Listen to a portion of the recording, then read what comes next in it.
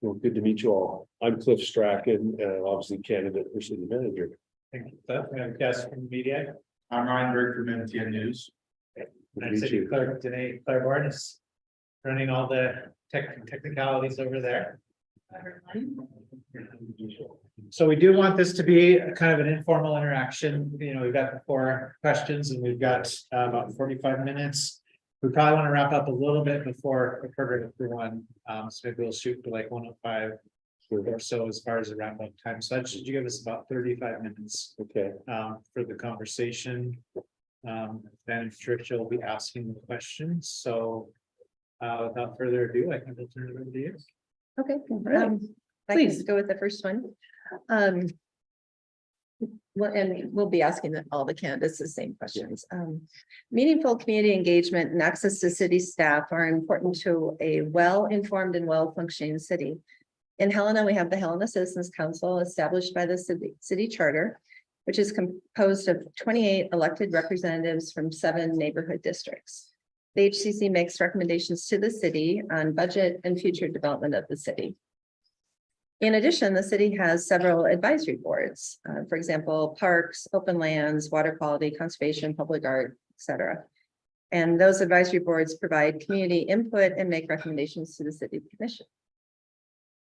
So this is a 3-part question. What approach or approaches of meaningful and effective community engagement have you initiated, supported, and been involved in? And then I'll ask the other 2 after this. break it up a little bit. Well, I have to admit, this is the first time I've ever had a TV camera and the media in an interview, so it's a new experience. I'm really glad to be here. I will tell you that my approach to community engagement starts with I support it. I think, you know, one of the roles of our civic governments is to be open and transparent, and I think it's always been an important part of the job I've done, is to try and be accessible to the press and accessible to the community the best I can. In terms of the best experience I've had with community engagement, I would put for my time with the Provo City Council, going back 6-7 years now, until last year. Provo actually had, when I got there, Provo had some civic engagement. They have a neighborhood program, somewhat different than yours, but they had, there was some room for improvement and a way of stepping it up. And so we did that. When I got there, they were very active with social media, the Instagram, you know, the Facebook, the Twitter, all those normal ones. We had our own blog. We also had, used our website extensively to not only publish meetings and things like that, but to use it for promoting the things that the council was doing. One of the things that I came across was a program called Open Town Hall. We redubbed it Open City Hall for our city, and we implemented that in our community. Initially, we started it with the idea that we would just put the occasional question out to the public and ask them to engage. By the time I was done with my time there, because of COVID, we actually moved a lot of our land use items onto there. Partly because the way our neighborhood program worked, that very often when there was a land use issue, it would come and we'd have a neighborhood chair from that neighborhood come and comment, but not necessarily a lot of other people. So we did that as a way of expanding the engagement. And I'll tell you that over time, that tool became a really good tool for us. The first few topics we put out there didn't get a lot of engagement. We had to, you know, educate people that it was out there, how to use it. We found that it was important to have distinguish between registered users and non-registered users, because you can game the system if you're non-registered, you know, by getting other people who may be biased in one way to push on it. But we learned some things about it. We created policies around it. One of the things that 2 of the projects that outdoor questions we put out to the community that garnered the most feedback was one for a conservative LDS town like Provo, was whether or not we would have brew pubs in the community. That got us thousands of comments. And the other was during COVID with the mask. The council had wanted a mask requirement in the city. The mayor didn't, so it was very controversial. So we put stuff out like that. So those are some of the things that we've done. The other thing I thought was important, and I started this early in my career, it's been good to know the people in the press and have a good relationship with them, let them know, that you're there to answer questions and can help them. It creates a kind of a good bond. When I got the Provo in 2016, one of the council members, the chair at the time, had said to me, "Look, I'm concerned that we don't seem to get good press from our local paper. The mayor does. The mayor had a really top-notch press push going and had a really good relationship." So I started meeting regularly with the council chair and myself. We would meet every week or two with the local reporter, and we talked about our agenda, talked about the things that we were dealing with, and it came out to be where we started getting really favorable press coverage on the things that the council was doing, and part of that was not that what we were doing was so much better than the previous council had done. It was that the local reporter now knew what we were doing and being able to get the council's viewpoints on it. So that was really helpful. We do in Provo have a neighborhood program. There were some challenges with it that we were trying to fix over time. But using the neighborhood program to have neighborhood meetings and reach out on various issues was important to us. And then the other thing we like to do, depend on the committee and the type of thing we were doing, but we create a committee structure sometimes where we have members of the public, whether it be a neighborhood chair or somebody who's interested from a certain community, and we'd have them come and participate on various committees that we had. And one in particular that was, I think, rather successful is what we called our West Side Planning Committee. And we were in Provo, the I-15 runs right down the middle of, almost say the middle of town, because Center Street's to the east, but it runs down between the west side of our community and the city. So the city is captured on one side, on the east side by the mountains, and on the west side by a lake, and it's got the I-15 running through it. The west side, which was very much rural for generations, development was more and more creeping into that area. And so we had to come up with some issues, the planning on that area. And so the way to do that was we brought in people from that part of the community. We brought people from the other part of the community because we felt they still had a right to have some say. So we created a really neat committee that ran about 6 or 8 months and came back with some recommendations for the planning commission to work with. So we did stuff like that. Okay, well, thank you. I'm sorry, I was Lowell calling. I don't know if he's having problems getting in. So would you like to address that in what you did? well, maybe just I'll do it after this question. Another important aspect of community engagement is having access to city staff. How would you manage access to city staff for the public? Yeah, for the public or for the commission, or for the council. I guess we didn't really specify. I was thinking for the public and For the public and the Helena Citizens Council members Yeah, accessing. oh yeah, I'm sorry. City That's staff and yeah, Yeah. that's right. I'm sorry. It would be the Citizens Council and the Citizens Advisory Boards. okay, Mhm. so that area, not Joe, regular citizen yeah. voter. Okay, so generally, I'm supportive of that communication and that interaction. The challenge that I've seen is it works until it doesn't. And so usually what I've found is if you have someone who is overly aggressive in terms of their questions or their time needs or whatever, it becomes a burden to the employee. That's where we end up having to push back. But I found that over the years that generally the interaction between staff and commissioners, staff and the neighborhood program staff and even residents sometimes has been very, very helpful. And because a lot of times the professional staff, for example, if you have a question on some engineering thing that's, beyond, I'm not an engineer, but if you have a question on an engineering thing that I can't necessarily explain to you in a way that's helpful, the engineer can. But if you come in and you pepper that engineer day after day after day with questions, that becomes a problem. Mhm. And so I've seen both extremes, but generally I'm favorable as long as the relationship isn't impeding the employee's ability, the director's ability or mine or whoever's ability to perform their work. So, it's a bit of a balancing act. I have seen it where we've had to restrict access to certain people because of abuse of that. But generally I'm favorable as long as it's a respectful and, good in both ways. Thank you. And then the last part, how would you work with the city commission to respond to and as appropriate, implement citizen council and advisory board recommendation? Sure. Well, I think it's, I'm not knowing exactly the intricacies of how your advisory boards work. A lot of the boards that I've worked with in the past have usually had staff support. And so in many cases, staff knows what's coming. I've been very good at making sure our communities are communicating with, I've gone back and forth between commission and councils because mine have all been councils. But generally what I've tried to do is have our committees report directly to the councils, whether it's just in the terms of here's the notes from our meeting or the minutes from our meeting, so everybody has access to them.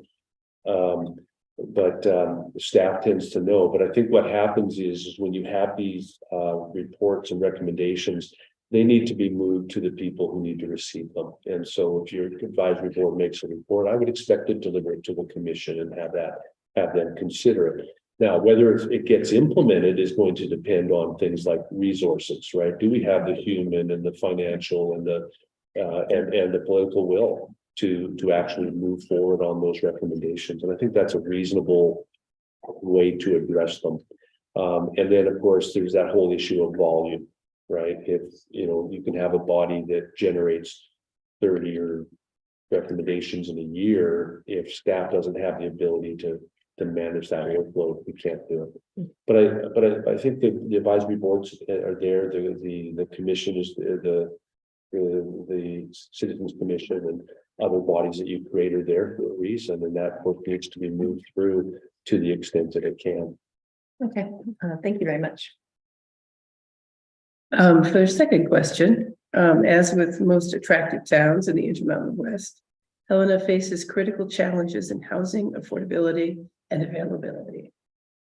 What is your experience in fostering city-supported affordable housing development, annexations of adjacent areas in the county, and the creation and implementation of measures related to encouraging infill? Sure.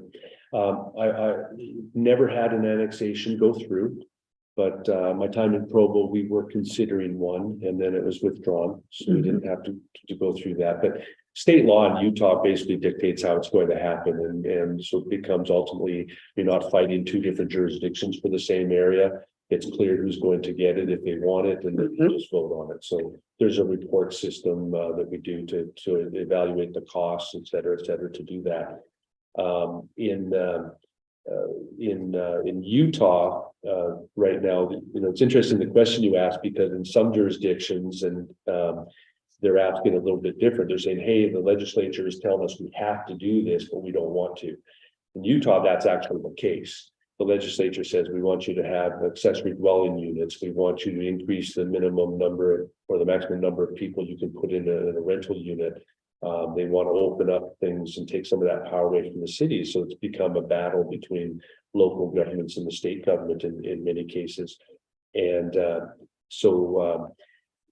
the challenge we have when I was in Provo, one of the challenges that we had was Provo's a university town. Brigham Young University is there.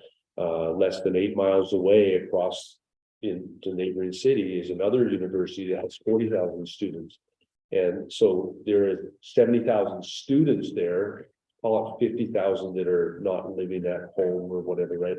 But who actually are trying to live in these communities, and it's overwhelming for them. So one of the challenges we were trying to deal with was we already have 60% of our population is rental.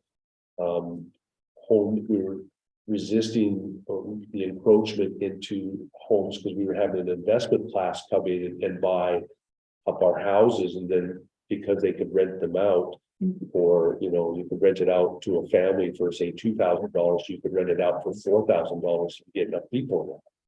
that was becoming a challenge. So we were resisting some of that. But what we were trying to do was we did recognize, look, we have a population that need affordable housing.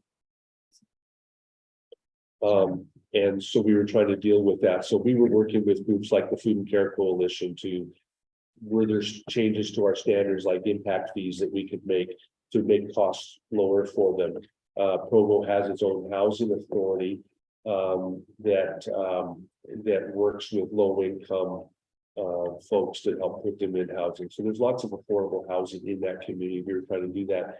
We were also exploring an idea with different charities to try and create a community land trust where we put a property into this trust and then have an opportunity for people to buy a property, but cap what they take out of it when they move on. Because wealth creation comes from home ownership. And it's one of the ways, but it's one of the better ways to do it is to do that. So we were trying to find ways to encourage that. So I've been fortunate to be in a city like that was trying to find ways, even as we were dealing with the challenge of having 60% rentals and 60% of the rental housing in the county. So those were challenges that we were dealing with. In other cities I've been at prior to this crisis that we've been dealing with, honestly, the effort from the cities was often resistant to having any rentals, and it actually took the 2008, 2009 Great Recession to move a lot of cities in Salt Lake County to having more rental units, because that's what developers started coming back with instead of just single family housing on 38 blocks. So. And I just want to make one interruption. Lowell, I believe one of our other HCC members is joining us. Lowell, are you with us? Yep, I am. You know, Hello, he was Mr. having Strachan. troubles getting on and he just texted, I think he's just gonna come down here He's for their on his other way. interviews. Okay, Yeah. very good. Yeah, Danae Well- just told me that he was online. So Can you hear? Oh. Can you not hear me? Oh, I don't know. the text I got, let's see, there's enough time. I just assumed he was driving here now Okay, and, You know, I see him on here. okay. oh, you do? His microphone must not be working. Maybe So. he needs to be here online. Oh, good. That's great, thanks. We did talk about infill development, which is a problem for a lot of places. The challenge I think cities have is that very often we recognize that we have this need for infill or more rentals or whatever. But every city, I think, suffers from the NIMBY issue of, great to have it, but I don't want it in my neighborhood. When Provo started changing some of its, because of the mandate to change some of its ADUs, we got some exceptions from the state. But we still had to put it in allow it in about 25% of neighborhoods. And it came down to is we get people down at the meeting saying, oh, I'm all for that, but not my neighborhood. Right. So we have that challenge that we try to do it. And so I think the challenge with things like infill is we have to work together with our neighborhoods and our community to figure out what are the standards we're going to allow for that infill and where is the appropriate place to do it. We certainly don't want what's happening in California, where some cities have kind of opened the door and you can find 2 or 3 units, of extra housing behind someone's main house. And I don't think we want to do that. So. Okay. Can we ask Lowell to speak again? Yes. Thank you. Hello, can you hear me? Lowell, are you with us? Can you hear me? Okay, I think we'll just go ahead and. You wanna Okay. ask the question? Yeah, all these technological. The mic challenges. is not working. He's on. Mhm. So the third question, similar to many cities throughout the country, the city of Helena has budget constraints that limit the city's ability to implement long needed infrastructure upgrades and community development goals.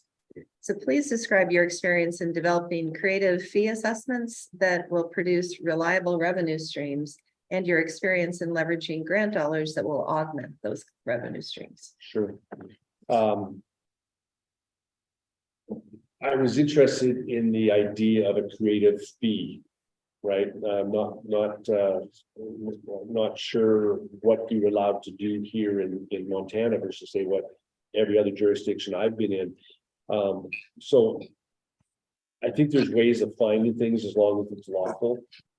the challenge, I think, that most governments and certainly every government I've worked with is that they don't necessarily use the fee permissions that they've got now to the full extent. And I'll give you some examples. I'm not saying I'm pro this or pro that, but what I'm saying is that sometimes we have the tools and we don't use them to the maximum capacity. For example, years ago, for decades in Utah, the common theme was we don't want to raise property taxes because it's going to affect the elderly, it's going to affect this or that or the other thing, but we didn't want to raise property taxes. So we relied on new revenues, we relied on building fees, we relied on things like sales taxes to generate what cities could provide. In Provo City, one of the things we did, and I'll tell about another aspect there that will kind of discount that, but one of the things we looked at was we said to council, we are in Utah, if your house, if your city raises $1 million this year in property tax, that no matter other than new development, right? Other than new development, that you can only raise $1 million next year based on. So you can get new growth from new development, but you can't get it from the old stuff. So if you, unless you raise the rate, your $1 million is going to be $1 million next year too. So what we showed the council was that because of their reluctance over decades of not doing it was there's a big gap between what you could have done if you just kept the mill rate the same and get to a certain point, because even though houses went from say $100,000 to $600,000 over a period of time, you're still only getting this much money out of that house for taxes. I mean, relative to variations around there, but the point was that there's a huge gap, and our council started recognizing, hey, there's millions of dollars that we haven't collected that we could have used for our sewers, we could have used for roads, we could have used for parks and programs that we haven't done. Similarly, the same thing with utility taxes and fees, and it was funny because when I got to Provo, the council was asking us for they're actually asking the administration for regular fee reviews. They wanted a bunch of fees every 3 or 4 months to review. And it happened a couple of times, but it was onerous for them. So I got myself an intern and we came in and we started picking departments and started looking at their fees. And one of the things we looked at, so I for example, I'm working on the engineering fees. And so we're doing a comparison. We call up the neighboring cities and we said, well, how did you set your fees? Oh, we called around and we took yours. Right. And so very often what was happening was that people would call around, see what everybody else was, in other words, the market rate, and just charging them. And what we were able to do is show the council that, look, you're charging fees for this and this and this, and you're collecting this, you're charging this much, but your cost is actually here. And I say to the council all the time, I don't care what you charge, but you just need to know that you're subsidizing with the general fund. Right, or from property sales taxes or whatever. You're subsidizing a service that we're providing to some residents without having the appropriate fee for it. If you want to do that, that's great. That's a policy decision, but we're just going to make sure you have the facts. So that was always very helpful to do it that way. That's just one example. One of the things we were looking at in Sandy City, they had to have some significant infrastructure needs. They need new buildings for parks and rec, for a recreation center, for a fire station, for the public works facility, and some others. And one of the things that they had done was they had a small area that they were going back about 40 years. They had a recreation center that was funded with a special services assessment, and we were trying to figure out what to do with that. The reason I mentioned that was it's recognition sometimes that we can come in and say, hey, we're going to build this program. And we talked about this, we're going to facility. And once it's paid off, we'll do a special assessment to fund this. Once it's paid off, it goes away. Unless you wanted to also use it to fund for ongoing expenses going on. So those are some of the discussions that we have. But there's so many ways to look at the fees and whether or not you bring in, what is it, you have a joint with the county. No, interlocal agreement. Yes, with the local agreement. No, I was thinking that you have an arrangement with the landfill to give a private partner to that, right?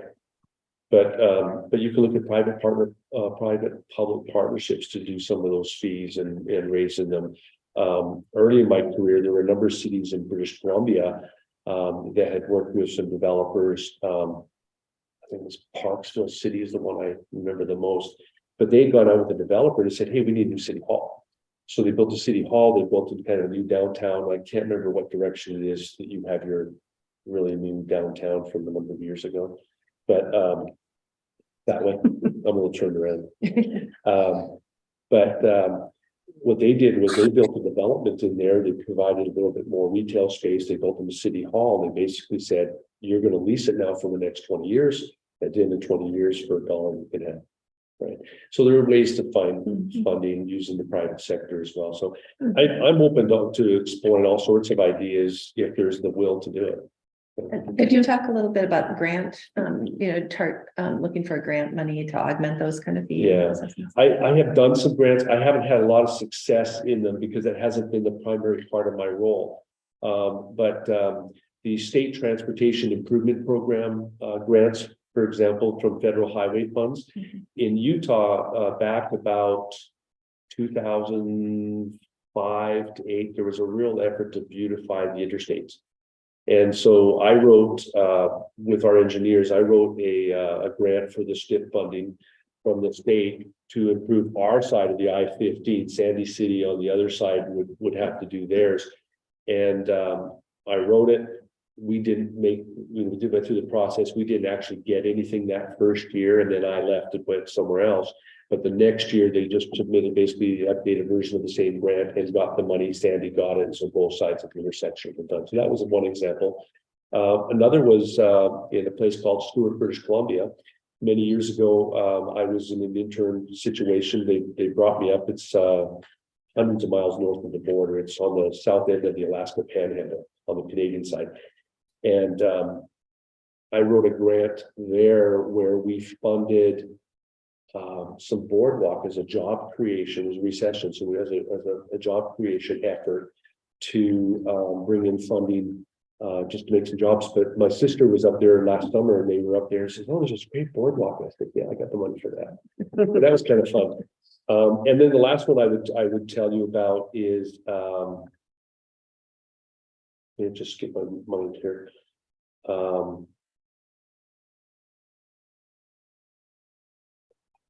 Yeah, just skip my mind. I had a project. I just lost it on me. Sorry. Okay. Well, thank you very much. Yeah. And finally, the city of Helena has multiple resolutions centered on citywide sustainability, Sure. neighborhood livability, and climate action goals, including a resolution calling for 100% clean and renewable electricity for the Helena community by 2030. The resolution on climate change with the goal of reducing greenhouse gas emissions of the city and increasing the climate resilience of public works system, and a resolution on waste reduction. In your role as city manager, how will you advance and prioritize the implementation of the city's resolutions and other sustainability efforts? Sure. It's good. It's a very good question. I think at the end of the day, well, where I start really is it's opposite end of the day, but where I start is understanding what they are, what it means, determining what resources we have, because everything always comes back to resources, right? And where's the political will, both in terms of the elected officials and even in the community? Do we really want this? And then to work through implementing them to the degree we can. I've often said that the ability of say our city council in Provo and other places, your ability to pass resolutions far exceeds our ability to implement them. So you have to find that balance, is what is the most important, and how we're going to accomplish them, and do we have the resources to do it? But my role is to do my best to help us move in those. And then the other part of that is in terms of prioritization. It's okay to say, hey, we want sustainability, but what are the steps are we going to take to get there? When I was in earlier in my career, one of the places we had we had a vision statement and there was a whole bunch of targets that we were trying to accomplish, and really came down to which of these are most important. And then the other thing is with all that is if you're not measuring what you're trying to implement, you don't know where you are and how you're going to get there. So I think it's important to prioritize those in terms of figuring out what is how are we going to get there, and then what is the will, and the will is reflected in the resources that the community is given or set aside. Because at the end of the day, we're not given anything, we're using resources provided by our taxpayers. So. Well, good. Excellent. I Yeah. think that's pretty much concludes the interview phase. We do have, I'd say probably about 5 minutes just for some informal interaction. If anybody has any questions, I don't know if we were able to get Lowell hooked up or not. If you had anything you wanted to add or say. Is he able to speak? I think he's able to listen. Hail Mary here. Well, Can you hear me? Yeah. hear me? Yes, thank you, Lowell. Excellent. Well, yeah, my apologies for not being there in person. I've had RSV run through my household, so I figured it was best to stay away. But thank you, Mr. Strachan. Am I saying that correctly? Strachan. Strachan. Yeah, thank you for the answers. It was really good to hear from you. And I guess I would just have one follow-up on the fee assessment question and grants. As I understand, our city department only really has one person dedicated to exploring grant opportunities. And in your experience with other cities, is there generally a grant department that's staffed by 3 to 5 people? And is that something you would be interested in pursuing? Because like you said, all these initiatives, it all comes down to the money and whether we have the money to implement these resolutions. So I'd just like to get your thoughts on exploring or building a grant department within the city. Yeah, in my experience, especially the smaller communities, there haven't been grants departments for certain. Very often you might be lucky to have one main grants person kind of coordinating them. A lot of the cities I've been in tend to have someone who has written grants for, say, public safety, and they're very good. They're very focused on that. You might have an engineering team where you have somebody who writes grants for the highways funds and things like that.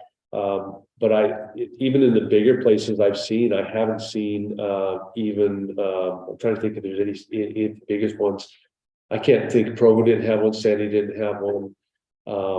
Where we have a dedicated person that coordinates all the grants. And usually what happens is fire department will write grants and get some money, and then it'll just go through a process of appropriation, and somebody in finance tracks them. And that's about as far as it's gone. But having, if there are sufficient grants, it would be certainly worth either employing someone who professionally writes grants as a contractor, or having someone who could kind of lead the way within the organization, because some grants are really challenging to put together, and it is time impactful. Yeah, thank you for that. All right, well, I think that concludes our reception phase. We'll, like I said, we have a couple minutes for some informal action, and then we'll give our committee a little break before their next interview. Certainly. And we'll see you this afternoon. Thank you. Yeah. Appreciate everybody. No, thank you so much. Thank you. Thank you.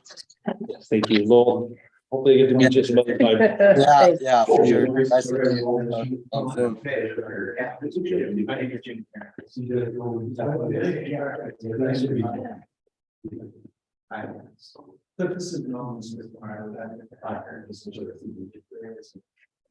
Lowell, can you hear me? Yep, I can hear you. Hi, so I'm gonna go ahead and end this particular Zoom meeting, and then you should have panelists invited in your email. You'll send me another link. Is that what you said? So each interview has its own separate Zoom link, so I Okay. sent your Gmail account, and you should be able to enter the meeting directly to your panelist invite. Perfect. Thank you, Danae. There you go.